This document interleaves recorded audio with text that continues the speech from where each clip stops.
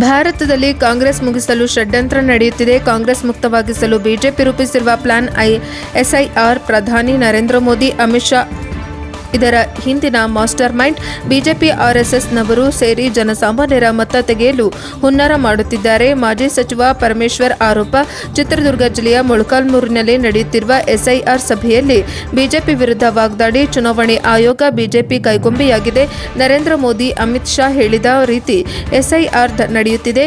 ಇದು ಅಂಬೇಡ್ಕರ್ ಸಂವಿಧಾನಕ್ಕೆ ಮಾಡುತ್ತಿರುವ ಅಪಪ್ರಚಾರ.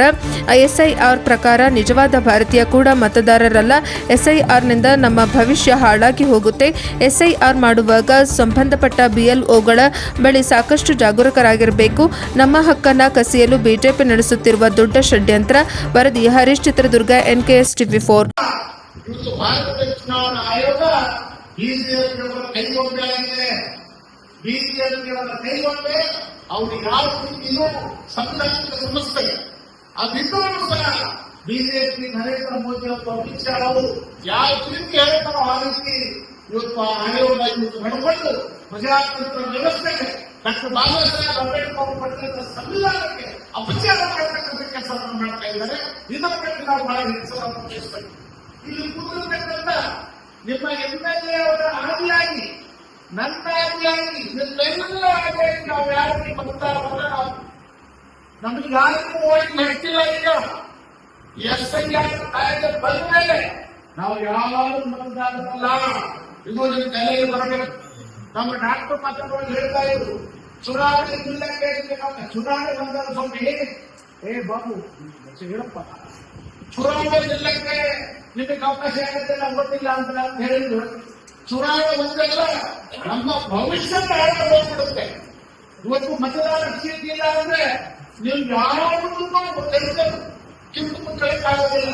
ಇವತ್ತು ಬ್ಯಾಂಕ್ನಲ್ಲಿ ಸಾಲ ಸೌಲಭ್ಯ ಮಾಡಬೇಕು, ನಿಮ್ಮ ಮಕ್ಕಳನ್ನ ಓದಬೇಕು, ನಿಮ್ಮ ಮಕ್ಕಳನ್ನ ಉದ್ಯೋಗ ಕಳಿಸಬೇಕು, ನೀವು ಮತ್ತೆ 5 ಗ್ಯಾರಂಟಿಗಳನ್ನ ಪಡೆಯಬೇಕು, ಬೇರೆ ಬೇರೆ ಸೌಲಭ್ಯಗಳನ್ನು ತೆಗೆದುಕೊಳ್ಳಬೇಕು ಅಂದ್ರೆ ಓದರಲ್ಲಿ ಬಹಳ ಪ್ರಮುಖವಾಗಿರ್ತಕ್ಕಂಥದ್ದು ಕೇವಲ ಚುನಾವಣೆಗೆ ನಿಲ್ಲೋದಕ್ಕೆಲ್ಲ ಓಟ್ ಐಡಿ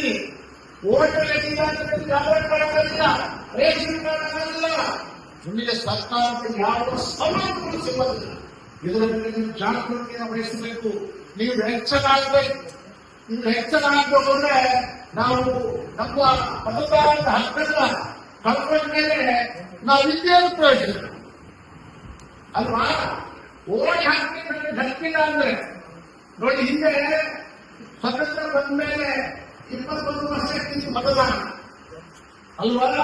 21 ವರ್ಷ ತುಂಬಿದ ಮತದಾನದಲ್ಲಿ ಭಾಗಿಯಾಗಬೇಕು ಅಂತ ರಾಜೀವ್ ಗಾಂಧಿ ಪ್ರಧಾನಮಂತ್ರಿ ಆದ್ಮೇಲೆ 18 ವರ್ಷ ತುಂಬಿದಂತ 18 ವರ್ಷಕ್ಕೆ ಮೇಲ್ಪಟ್ಟಂತ ಎಲ್ಲರೂ ಮತದಾರರು ಮತದಾನದಲ್ಲಿ ಭಾಗಿಯಾಗಬಹುದಂತ ಹೊಸ ಕಾರ್ಯವನ್ನು ಮಾಡಿ ಯುವಕರಿಗೆ ಮತದಾನದ ಹಕ್ಕನ್ನು ಕೊಟ್ಟಂತ ಕೀರ್ತಿ ಕಾಂಗ್ರೆಸ್ ಪಕ್ಷಕ್ಕೆ ರಾಜೀವ್ ಗಾಂಧಿ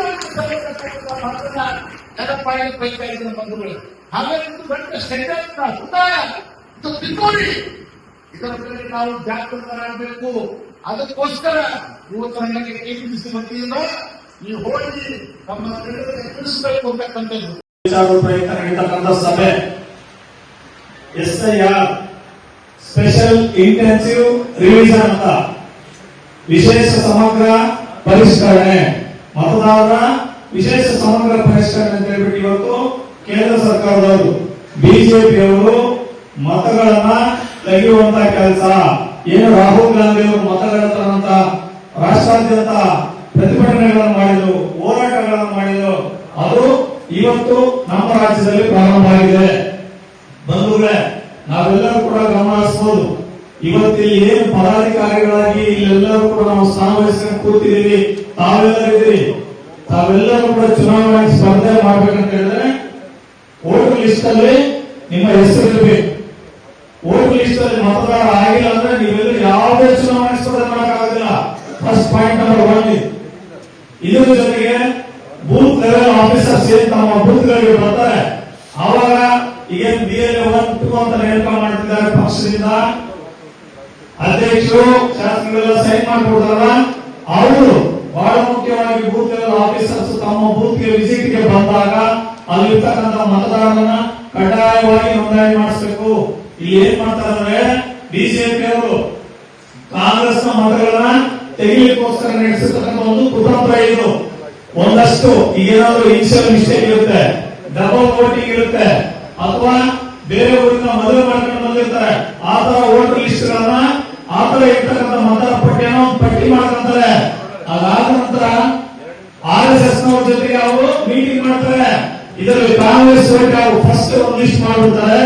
ಆ ಲಿಸ್ಟ್ ಅಲ್ಲಿ ರಿಜೆಕ್ಟ್ ಮಾಡುವಂತ ವೋಟ್ಗಳು ಯಾವ ಅಂತ ಹೇಳಿ ತೆಗೆದುಬಿಟ್ಟು ಅದರಲ್ಲಿ ಚರ್ಚೆ ಮಾಡ್ತಾರೆ. RSS ನವರ ಜೊತೆಗೆ ಕಾಂಗ್ರೆಸ್ ಮತಗಳು, ಉದಾಹರಣೆಗೆ ಅಲ್ಪಸಂಖ್ಯಾತರ ಮತಗಳು, SC ST ಗಳ ಮತಗಳು, ಹಿಂದುಳಿದವರ ಮತಗಳು ಮತ್ತು ಕಾಂಗ್ರೆಸ್ ಯಾವತ್ತೂ ಕೂಡ ನಾವು ಕಾಂಗ್ರೆಸ್ಗೆ ಮತ ಹಾಕ್ತೀವಿ ಅನ್ನುವಂತ ಕುಟುಂಬಗಳು ಏನಿರ್ತವೆ ಅವುಗಳನ್ನ ಟಾರ್ಗೆಟ್ ಮಾಡಿ ಆ ವೋಟ್ಗಳನ್ನು ತೆಗಿತಾರೆ.